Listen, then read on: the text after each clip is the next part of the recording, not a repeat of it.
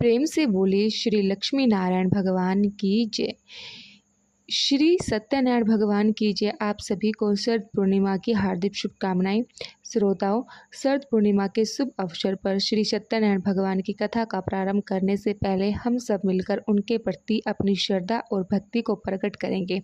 यह कथा न केवल भगवान विष्णु के सत्यनारायण रूप की महिमा का उजागर करती है, बल्कि हमारे जीवन में सत्य, धर्म और सद्गुणों को भी दर्शाती है। भगवान की ये कथा हमें सिखाते हैं कि जब भी हम सच्चे मन और विश्वास के साथ भगवान की आराधना करते हैं तो वो हमारी सभी मनोकामनाओं को अवश्य पूर्ण करते हैं और हमारे जीवन से कष्टों को भी दूर कर देते हैं।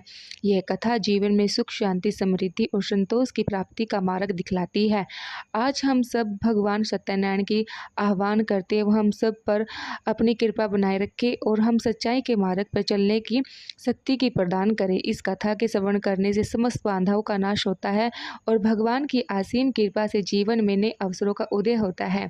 तो आइए हम सब भगवान सत्यनारायण की कथा का आदर पूर्वक श्रवण करें, स्मरण करें और उनके आशीर्वाद से अपने जीवन को पवित्र, सुखमय और समृद्धि से बनाएं। बोली श्री गणेश भगवान की जय। जय श्री लक्ष्मी नारायण भगवान की जय। जय श्री सत्यनारायण भगवान की जय। पौराणिक कथाओं के अनुसार एक समय स्वर्ण तीर्थ में सोनक आदि 88,000 ऋषियों ने श्री सूत जी से कहा कि हे प्रभु, इस कलयुग में वेद विद्या रहित मनुष्यों को प्रभु भक्ति किस प्रकार मिलेगी और उनका उद्धार कैसे होगा।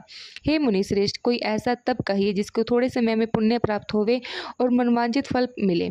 ऐसी कथा को सुनने की हमारी इच्छा है। सर्वशास्त्र ज्ञाता श्री सूत जी बोले, हे वैष्णव, मैं पूज्य, आप सबने प्राणियों के हित के बारे में पूछा है। अब मैं उस श्रेष्ठ व्रत को आप लोगों से कहूँगा जिस व्रत को करने से नारद जी ने श्री लक्ष्मी नारायण भगवान को पूछा था और लक्ष्मीपति ने मुनि श्रेष्ठ नारद जी से कहा था। ध्यानपूर्वक सुने। एक समय योगी राज नारद जी दूसरों के हित की इच्छा से अनेक लोकों में घूमते हुए मृत्यु लोक में आ पहुँचे और यहाँ अनेक योनि में जन्म व प्राय सभी मनुष्यों को अपने कर्मों के अनुसार दुखों से पीड़ित देखकर सोचा कि किस यत्न के करने से निश्चय ही प्राणियों के दुखों का नाश हो सकेगा। ऐसा मन में विचार देव ऋषि मुनि श्री विष्णु के लोक गए और स्वर्ण श्वेत भुजाओं वाले देवों के इस नारायण को देखकर, जिनके हाथों में शंख, चक्र, गदा, पाग तथा वरमाला पहने हुए स्तुति करने लगे। भगवान, आप अत्यंत शक्ति से संपन्न हो तथा वाणी से भी आपको नहीं कोई पा सकता। आप अथ्य में कभी अंत नहीं। आप निर्गुण स्वरूप, सृष्टि के आद्भुत और भक्तों के सभी दुखों को नष्ट करने वाले हो। आपको मेरा नमस्कार है। नारद जी इस प्रकार की स्तुति सुनाकर भगवान श्री विष्णु बोले, हे मुनिश्रेष्ठ, आपके मन में क्या है? आप किस काम के लिए आगमन हुआ है? निसंकोच कहिए। तब नारद मुनि बोले, प्रभु, मृत्यु लोक में मनुष्य के जो अनेक योनि में पैदा हुए हैं, अपने अपने कर्मों के द्वारा अनेक प्रकार से दुखों से दुखी हो रहे हैं। हे नाथ, यदि आप मुझ पर दया रखते हैं तो बतलाइए कि उन मनुष्यों के सब दुखों थोड़े ही प्रयत्न से कैसे दूर हो सकते हैं।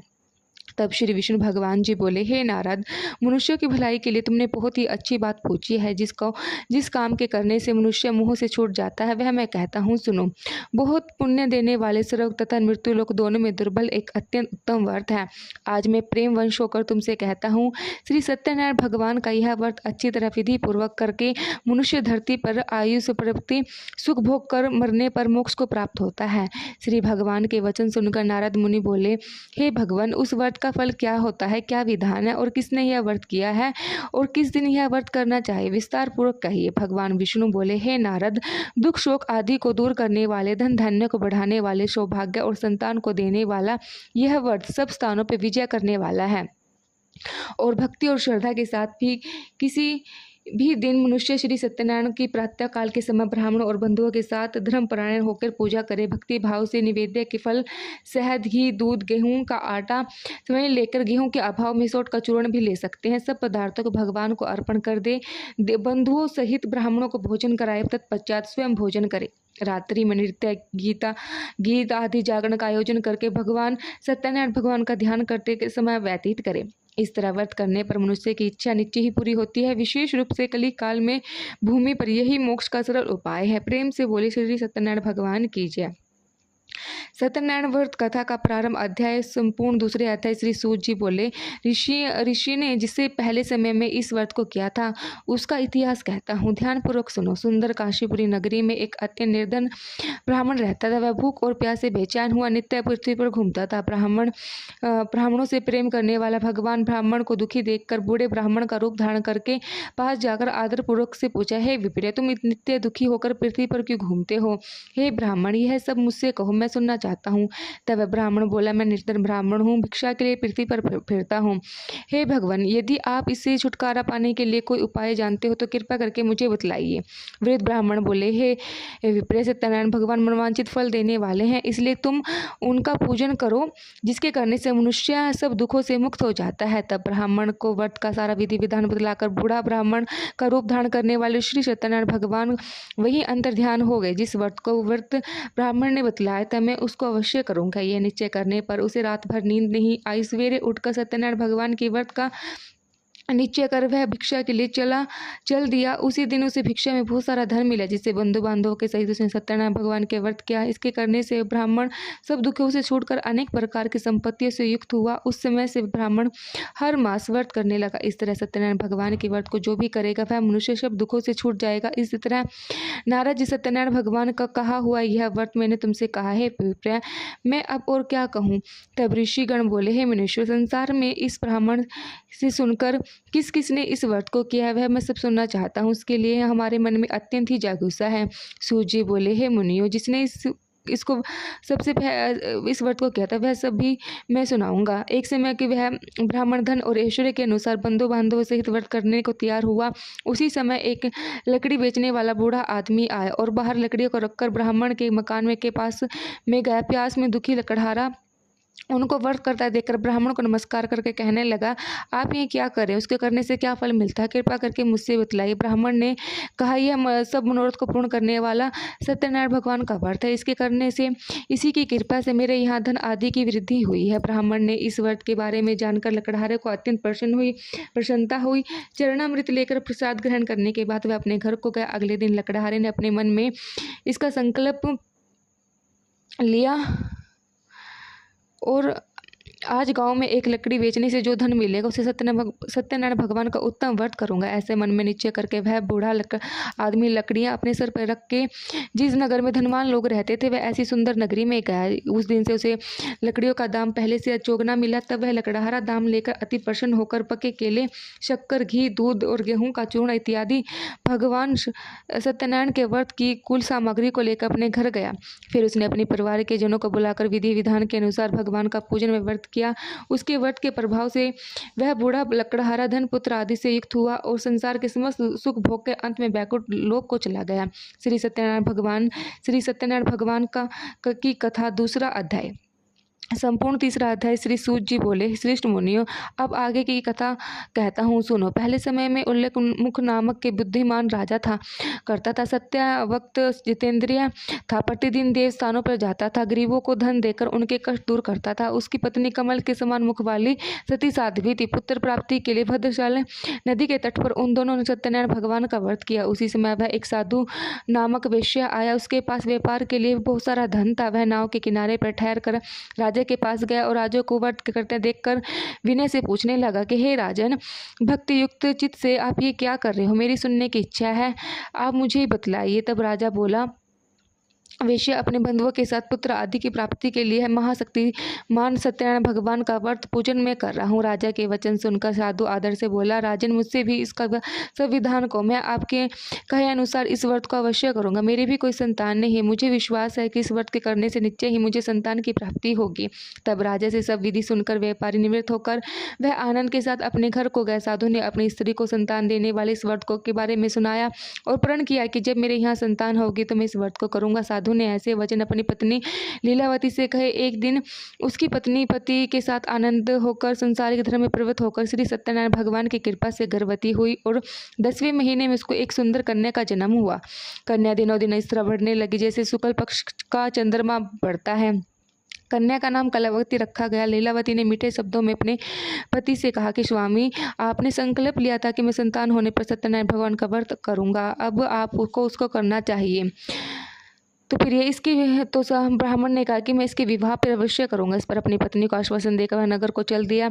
जब अब कलावती अपने पिता के घर में रहकर बड़ी होने लगी, एक दिन साधु ने जब नगर में सखियों के साथ अपनी पुत्री को देखा तो तुरंत दूत को बुलाकर कहा कि पुत्री के लिए कोई सुयोग्य वर देख कर लाओ। साधु के आज्ञा पाकर दूत कंचन नगर पहुंचे और वहां पे बहुत खोज करने के बाद बहुत देखभाल के लिए कन्या के लिए वाणिक पुत्र को ले आए और सुयोग्य युवक को देखकर साधु ने अपने बंधुओं बांधवों सहित प्रसन्नताचित अपनी पुत्री का विवाह उसके साथ करा दिया। दुर्भाग्यवंश विवाह के समय भी उसे व्रत करना भूल गया। तभी श्री सत्यनारायण भगवान क्रोधित हो गए और साधु को श्राप दे दिया कि तुम्हें दारुण दुख प्राप्त होगा। अपने कर्म में कुशल साधु वेश्या अपने जमात सहित समुद्र के पास स्थित रतनपुरी नगर में गए और वहां दोनों ससुर जमाई चंद्र के राजा के उस नगर में व्यापार करने लगे। एक दिन भगवान सत्यनारायण की मां से प्रेरित होकर कोई राजा चोर राजा का धन चुराकर भाग रहा था, किंतु राजा के दूतों को आता देखकर चोर घबराकर भागते हुए धन को वहीं चुपचाप छोड़कर चले गए जहाँ वे ससुर जमाई ठहरे हुए थे। जब दूतों ने उन्हें साधु और वेश्या के पास राजा का धन को रखा हुआ देखा तो उन्हीं को चोर समझकर दोनों को बांध कर ले गए और राजा के पास जाकर बोले, हे राजन, ये दो चोर हम पकड़ कर लेके आए हैं, देखकर आज्ञा दीजिए। तब राजा की आज्ञा से उनको कठोर कारावास में डलवा दिया गया और उनका सभी धन भी छीन लिया। सत्यनारायण भगवान के श्राप के कारण साधु वेश्या की पत्नी भी इधर उधर बहुत दुखी रहने लगी। उनके घर में जो धन रखा था चोर चुरा कर लेके शारीरिक मानसिक पीड़ा तथा भूख प्यास से अतीत दुखी होकर अन्न की चिंता में कलावती एक दिन ब्राह्मण के घर गई। उसे सत्यनारायण भगवान का व्रत होता हुआ देखा और कथा सुनी और प्रसाद ग्रहण करते करके रात होने पर वह घर आई। तब उसकी माता ने कलावती से पूछा, हे पुत्री, तू अब तक कहाँ थी? क्या तेरे मन में क्या है? कलावती कहने लगी, माता, मैंने एक ब्राह्मण के घर पर श्री सत्यनारायण भगवान का व्रत होता देखा। कन्या के ऐसे वचन सुनकर लीलावती भगवान की पूजा की तैयारी में लग गई। लीलावती ने परिवार और बंधुओं से सत्यनारायण भगवान का पूजन किया और वर मांगा कि मेरे पति और दामाद से घर आ जाएं। के साथ प्रार्थना की कि हम सबका अपराध क्षमा करो। सत्यनारायण भगवान इस व्रत को से संतुष्ट हो जाए और राजा चंद्रकेतु को संपन्न में दर्शन देकर कहने लगे, हे राजन, तुमने जिन दोनों वेश्यों के बंदी बना रखा है वह निर्दोषी है, उन्हें प्रायतः ही छोड़ देना है।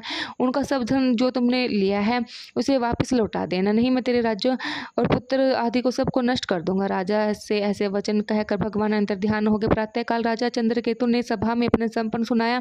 फिर दोनों वाणिक पुत्रों को गृह से मुक्त कर सभा में बुलाया। दोनों आते ही राजा को नमस्कार किए। राजा मीठे शब्दों में बोले, महानुभाव, तुम्हें दिनवश ऐसा कठिन दुख प्राप्त हुआ है, अब तुम्हें कोई भय नहीं हो सकता।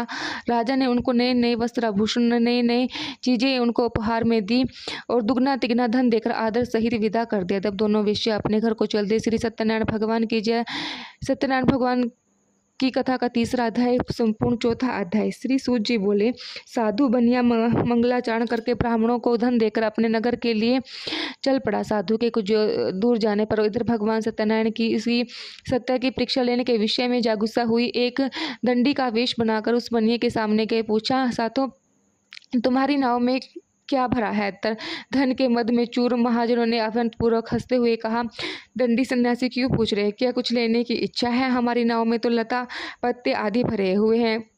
उनकी ऐसी निष्ठुर वाणी सुनकर दंडी वेशी धारी भगवान बोले, तुम्हारी बात सच हो जाए। ऐसा कहकर दंडी सन्यासी का रूप धारण किए हुए भगवान कुछ देर दूर जाकर समुद्र के समीप बैठ गए। इधर दंडी के जाने पर नित्य क्रिया करने के बाद उतरे हुए यानी जाल में ऊपर की ओर उठी हुई नाव को देखकर साधु अत्यंत आश्चर्य में पड़ा और नाव में लता और पत्ता आदि देखकर मूर्छित होकर पृथ्वी पर गिर पड़ा। अपने वाणिक पुत्र चिंतित हो गए कि उनके दामाद ने इस प्रकार कहा कि पिता को आप शोक क्यों नहीं करते? दंडी ने श्राप दे दिया है कि स्थिति में वह सब चाहे तो सब कुछ कर सकते हैं, इसमें संशय नहीं है। उन्हीं के चरणों में हमको चलना चाहिए, वहीं मन की इच्छा पूर्ण होगी। दामाद की बात सुनकर वह साधु बनिया उनके पास गए और दंडी को देखकर उनसे भक्तिपूर्वक प्रणाम के आदर पूर्वक कहने लगे, आपके सम्मुख मैंने जो कुछ कहा था वह असत्य भाषण रूप अपराध किया, आप कृपा करके मेरे अपराध को क्षमा कर दीजिए।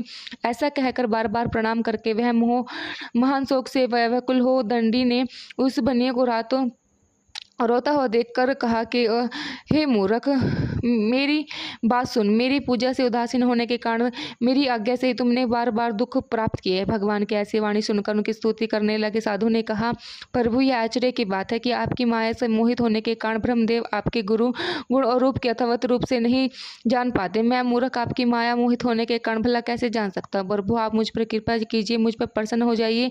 मैं अपनी धन संपदा के अनुसार आपकी पूजा करूँगा। मैं आपकी शरण में हूँ। मेरा जो नौका में स्थित पूरा धन था उसे और मेरी रक्षा करे। बनिए की युक्ति भक्ति युक्त वाणी सुनकर भगवान जनार्दन संतुष्ट हो गए। भगवान जनार्दन उसे अभिश्रेष्ठ वर प्रदान वहीं अंतर्ध्यान हो गए। इसके बाद साधु अपनी नौका में चढ़ अपने धन धान्य से भरी हुई देखकर भगवान सत्यदेव की कृपा से हमारा मनोरथ सफल हो गया, ऐसा कहकर सब जनों के साथ उसने भगवान की विधि विधान से पूजा की। भगवान श्री सत्यनारायण की कृपा से वह आनंद से परिपूर्ण हो गया और नावों के प्रियतन पूर्वक संभाल कर उसने अपने देश के लिए प्रस्थान किया।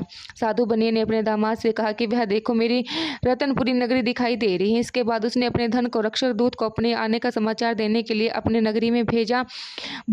उसके बाद उस दूत ने नगर में जाकर साधु की पत्नी को हाथ जोड़कर प्रणाम किया और उसके अविशिष्ट बातों की सेर अपने दामाद और बंधु वर्ग के साथ बहुत सारा धन से संपन्न होकर नगर के निकट पधारे हैं। दूत के मुख से यह बात सुनकर वह अत्यंत आनंद हुई और साध्वी श्री ने सत्यनारायण भगवान की पूजा करके अपनी पुत्री से कहा, पुत्री मैं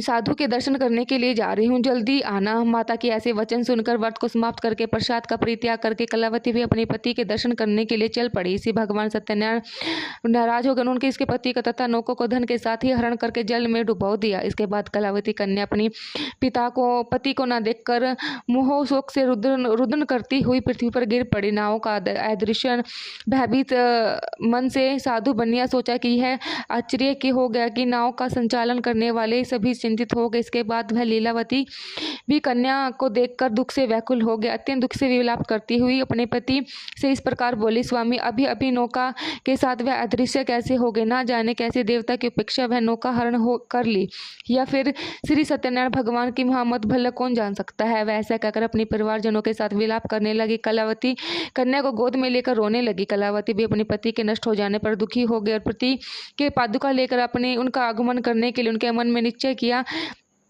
कन्या के इस प्रकार का आचरण देखकर पति सहित वह धर्म के साधु बने अत्यंत शोक व्याकुल हो गए। सोचने लगे, भगवान सत्यनारायण के यह अपहरण किया है, फिर हम सभी भगवान सत्यनारायण के मोह से मोहित हो गए हैं। अपने धन की शक्ति के अनुसार मैं भगवान श्री सत्यनारायण की पूजा अवश्य करूंगी। तभी सभी को बुलाकर इसी प्रकार कहकर उसने अपने मन की इच्छा प्रकट की और बारंबार भगवान सत्यनारायण को दंडवत प्रणाम किया। इसे दोनों परिपालन भगवान सत्यदेव प्रसन्न हो गए। भक्त वत्सल भगवान ने कृपा पूर्वक आकाशवाणी की कि तुम्हारी कन्या प्रसाद छोड़कर अपने पति को देखने चली आई।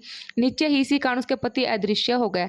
यदि घर जाकर वह प्रसाद ग्रहण करके वापस आए तो साधु बनिया तुम्हारे पुत्री का पति को प्राप्त करेगी, इसे संचय नहीं। कलावती ने यह दिव्य आकाशवाणी सुनी तो वैसे घर ही अपने घर गई और उसने प्रसाद ग्रहण किया। वापस आकर उसने अपने परिवारजनों और अपने पति को भी देखा। तब कलावती देव कन्या ने अपने पिता से कहा कि पिताजी अब तो घर चलिए, देर क्यों कर रहे हो। कन्या की बात सुनकर वाणिक पुत्र संतुष्ट हो गए और विधि विधान से भगवान सत्यनारायण का पूजा करके धन और बंधुओं के साथ अपने घर को गए। इसी के बाद पूर्णिमा और संक्रांति पूर्व पर भगवान सत्यनारायण की पूजा करते हुए इस लोक में सुख भोग कर अंत में सत्यपुर बैकुंठ लोक को चले गए। प्रेम से बोले श्री सत्यनारायण भगवान की जय। श्री सत्यनारायण भगवान की व्रत कथा का चौथा अध्याय संपूर्ण 5वां अध्याय। श्री सूत जी बोले, हे श्रेष्ठ मुनियों, अब इसके बाद मैं दूसरी कथा कहूँगा, आप लोग ध्यानपूर्वक सुनिए। अपनी प्रजा का पालन करने में तत्पर तुंगध्वज नामक एक राजा था। उसने सत्यदेव का प्रसाद का परित्याग करके दुख प्राप्त किया था। एक बार वह वन में बहुत से पशु और को मारकर वट वृक्ष के नीचे आया। वहां उसने देखा कि गोपीगण बंधु बांधों से संतुष्ट होकर भक्ति पूर्वक भगवान सत्यदेव का पूजन कर रहे हैं। राजो का यह देखकर भी अहंकार वश ना वहां गया और ना उसने भगवान सत्यनारायण को ही प्रणाम किया। पूजन के बाद सभी गोपगण भगवान का प्रसाद राजा के समीप रखकर वहां से लौट आए। इसी अच्छा अनुसार कि उन सभी ने भगवान का प्रसाद ग्रहण किया। इधर राजा को प्रसाद का परित्याग करने से बड़ा दुख मिला। उसने संपूर्ण धन धान्य सभी पुत्रों को नष्ट हो गया। राजा ने मन में यह निश्चय किया कि अवश्य भगवान सत्यनारायण ने हमारा नाश कर दिया, इसलिए मुझे वहाँ जाना चाहिए जहाँ सत्यनारायण भगवान की पूजन हो रहा था। ऐसा मन में निश्चय करके राजा गोपीगणों के समीप गया और उसने गोपीगणों के साथ भक्ति श्रद्धा से युक्त होकर विधि पूर्वक भगवान सत्यदेव की पूजा की। भगवान की सत्यदेव की कृपा से वह पुण्य धन और पुत्रों से संपन्न हो गया तथा इस लोक में भी सुख को भोगकर अंत में सत्य पर वैकुंठ लोक को प्राप्त हुआ। श्री सूत जी कहते हैं, जो व्यक्ति इस परम दुर्बल श्री सत्यनारायण व्रत का करता है और पूर्ण तथा फल प्रदायिनी भगवान की कथा को भक्ति युक्त होकर सुनता है, उसे भगवान सत्यनारायण की कृपा धन धान्य से अधिक प्राप्त होती है। दरिद्रता भी धनवान हो जाता है। बंधन में पड़े हुए बंधन से मुक्त हो जाते हैं। डरा हुआ व्यक्ति भय से मुक्त हो जाता है। यह सत्य बात है, इसमें सेंस नहीं है। इस लोक में वह सभी इच्छित फलों का भोग कर अंत में सत्यपुर वैकुंठ लोक को जाते हैं। ब्राह्मणों को इस प्रकार मैंने आप लोगों से भगवान सत्यनारायण के व्रत को कहा है, जिसे करके मनुष्य सभी दुखों से मुक्त हो जाता है। कलयुग में तो भगवान सत्यदेव की पूजा विशेष फल प्रदान करने वाले भगवान विष्णु को ही कुछ लोग काल तक, कुछ लोग सत्य और कोई सत्य देव तथा दूसरों के लिए सत्यनारायण नाम से कहेंगे। अनेक रूप धारण करके भगवान सत्यनारायण सभी को मनवांछित फल प्राप्त कर देते हैं। कलयुग में सनातन भगवान विष्णु ही सत्यवत रूप धारण करके सब लोगों के मनोरथ पूर्ण करने के लिए वाले हैं। मुनि श्रेष्ठ, जो व्यक्ति नित्य भगवान सत्यनारायण की इस व्रत की कथा को पढ़ता है, सुनता है, भगवान सत्यनारायण की कृपा से उनके सभी कष्ट नष्ट हो जाते हैं। मुनीश्वर, पूर्ण काल में जिन लोगों ने भगवान सत्यनारायण का व्रत किया था, उसके लिए अगले जन्म का वृत्तांत कहता हूँ, आप लोग सुनिए। प्रजा संपन्न सत्यानंद नाम के ब्राह्मण सत्यनारायण व्रत करने के प्रभाव से दूसरे जन्म में सुदामा नाम ब्राह्मण हुए और उस जन्म में भगवान श्री कृष्ण के ध्यान करके उन्हीं को मोक्ष प्राप्त किया। लकड़हारा भील गेहूं के राजा हुए और अगले जन्म में उसने भगवान श्री राम की सेवा करके मोक्ष प्राप्त की। महाराजा उल्लेखमुख दूसरे जन्म में राजा दशरथ हुए, जिन्होंने श्री रंगनाथ जी की पूजा करके अंत में वैकुंठ की प्राप्ति की। इसी प्रकार धार्मिक और सत्यवत साधु पिछले जन्म की